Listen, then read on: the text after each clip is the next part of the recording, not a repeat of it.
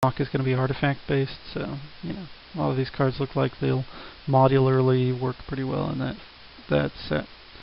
So next we have another quest. So quest for Ulah's Temple, 1 blue.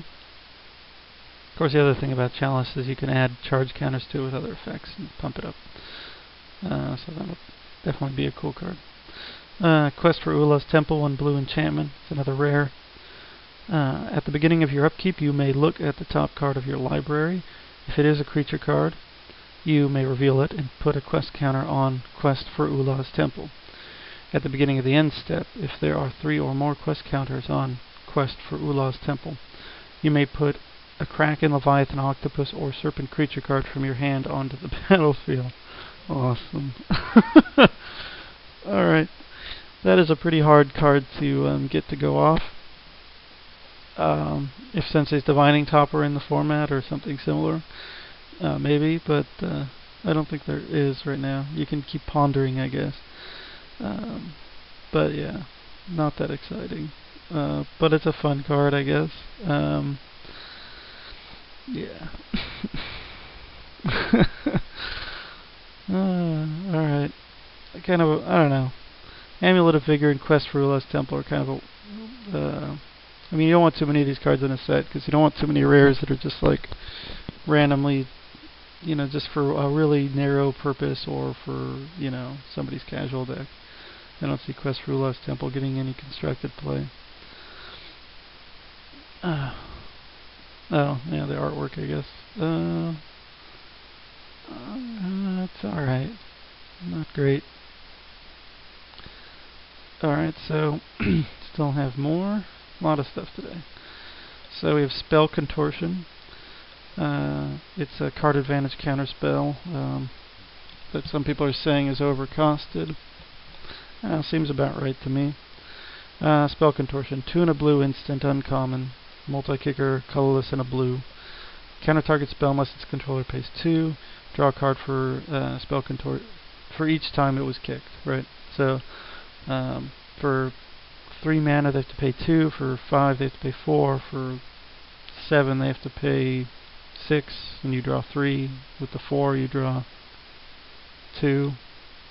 And if you just hard cast it, it's, you know, it's an expensive mana leak that doesn't even make them pay 3. But, you know, late game, it's pretty good, you know. You can counter something, pump a bunch of mana into it, and draw a few cards.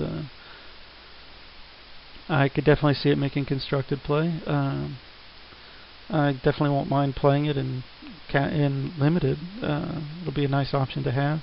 A lot of the time you're going to be able to counter something unless they pay 2. And then more of the time you're going to be able to counter something unless they pay 4.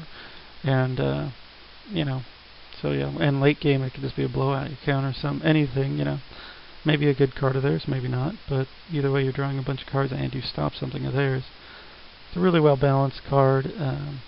Very powerful. Very good card. I mean, I don't think you'll play 4 of them in constructed, but you know, maybe 2. 2 would be good.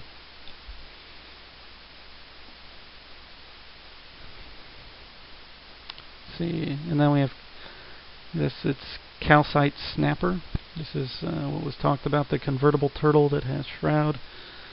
I guess it's a colorless, a blue, and a blue turtle. That's a common. It has Shroud. Has landfall. Whenever land enters the battlefield, you can switch its power and toughness. So I think it's a little weak. I don't think it'll make constructed play. I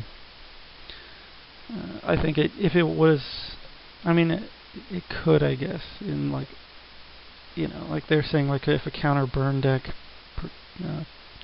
pops up.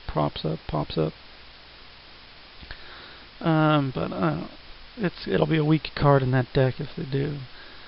I mean, it's nice that it has the Shroud, certainly. I think it'll make a lot of play in Pauper, though. I mean, it's really good value for Pauper.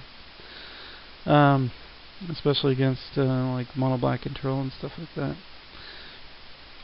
Okay, so I think it should have been a 1/5 at 3 mana like that. or it should have been a 2-mana spell and still been a 1 and 4.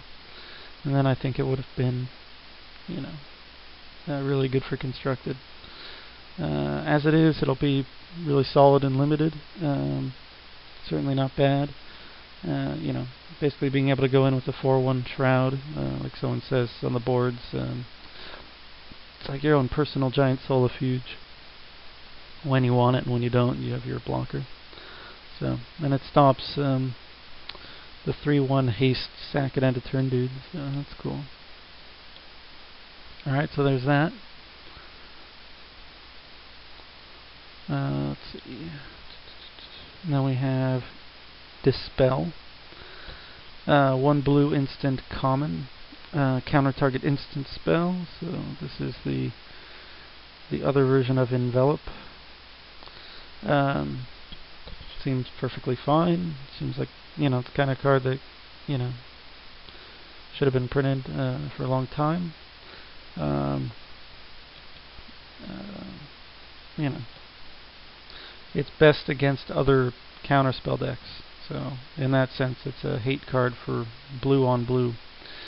So it's not that exciting for the blue player, but it's fine. I'm sure it'll get play all the way back to Legacy. In Limited, you'll play it whenever you know your opponent has lots of instants.